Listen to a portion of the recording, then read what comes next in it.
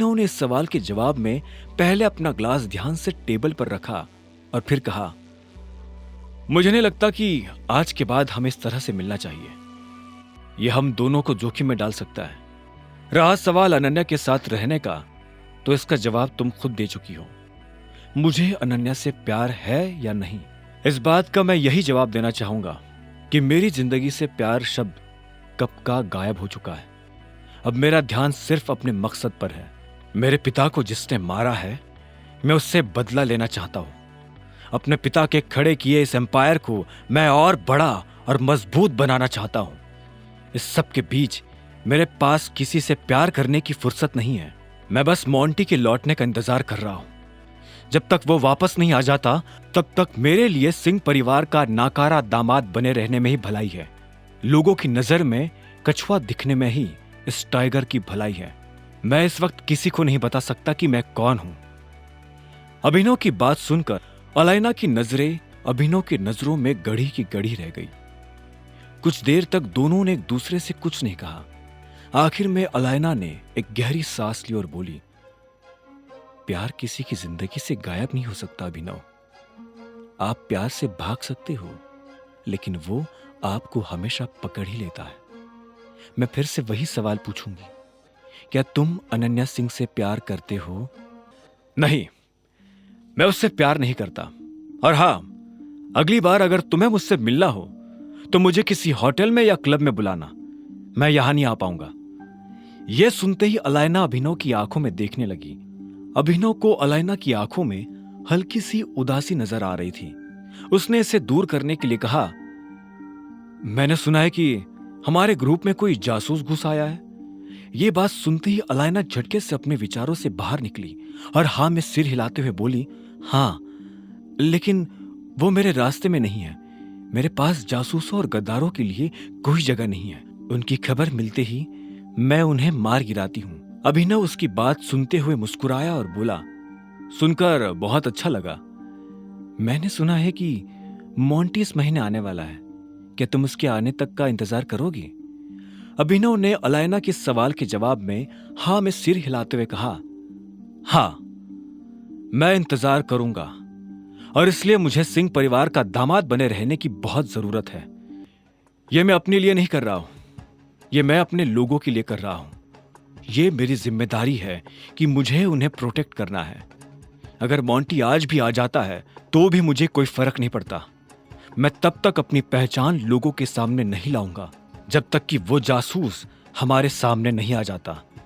जिस तरह से मेरे पापा की मौत हुई थी, मैं उस तरह से नहीं मरना चाहता। अभिनव ने एक सांस में सारी वाइन खत्म की और सोफा से उठकर कमरे से बाहर चला गया। अलाइना बस उसे जाते हुए देख रही थी। अभिनव जब अनन्या के घर पहुंचा तो उसे आने में काफी देर हो गई थी।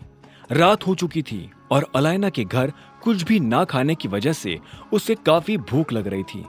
उसने घर में आते ही मेड को आवाज दी, लेकिन एक भी मेड उसकी बात का जवाब नहीं दे रही थी। अब क्या करूं?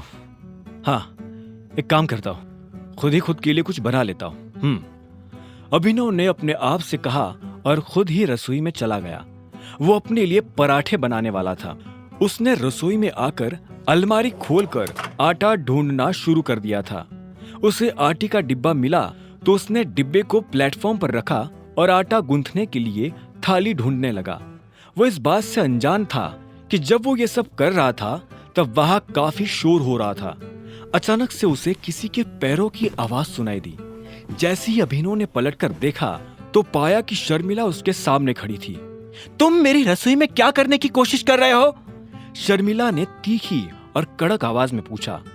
अभिनव ने उसे देखा और एक गहरी सांस लेते हुए बोला, भूख लगी है, पराठे बना रहा हूं। कोई जरूरत नहीं है। तुम्हें भूख लगी है ना, तो भूख लगी रहने दो। तुम्हें कुछ भी बनाने की जरूरत नहीं है, क्योंकि मैं तुम्हें कुछ नहीं बनाने दूंगी। ये मेरी रसोई है। अब मेहरबानी करके यहाँ से बाहर निकलोगे? लेकिन मुझे सच में भूख लगी है। अगर तुम अपने आप से यहाँ से बाहर नहीं निकले तो मुझे मजबूरन गार्ड्स को बुलाना पड़ेगा। वो तुम्हें धक्के मारकर यहाँ से बाहर निकालेंगे, शर्मिला ने हल्की सी ऊंची आवाज में कहा। अभिनव ने पहले आटे के खुले डिब्बे को देखा और फिर से गहरी सांस लेकर रसोई से बाहर निकलने लगा। इससे पहले कि वो बाहर निकल पाता, पीछे से शर्मिला ने फिर से चिल्लाते हुए कहा, मैंने तुम्हें जो कहा था उसे भूलने की गलती भी मत करना। तुम मेरे दामाद नहीं हो, मतलब नहीं हो, मतलब नहीं हो। मेरा दामाद सिर्फ चिराग है, चिराग, और वो बहुत जल्दी तुम्हें यहां से भगाकर तुम्हारी जगह पर आकर बैठ जाएगा। अगर तुम्हें लगता है कि तुम इस घर का या इस परिवार का हिस्सा हो, तो इस गलतफहमी को जितनी जल्दी हो सकी उतनी जल्दी अपने दिमाग से निकाल देना।